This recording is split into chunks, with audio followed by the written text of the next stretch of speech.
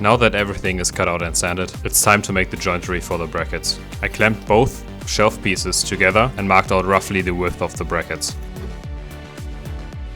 Then I glued down a piece of multiplex to use as a guide for my templating bit, which happens to be extremely dull. To be honest, I abuse these ones a lot and I definitely need some new ones.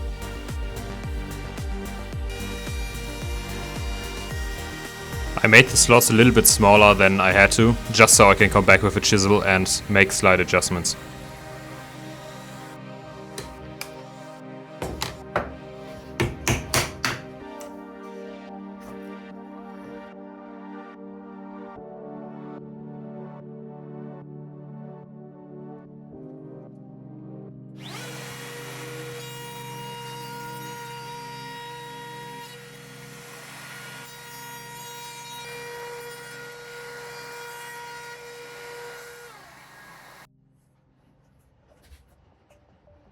This front vise that I built myself actually came in very handy.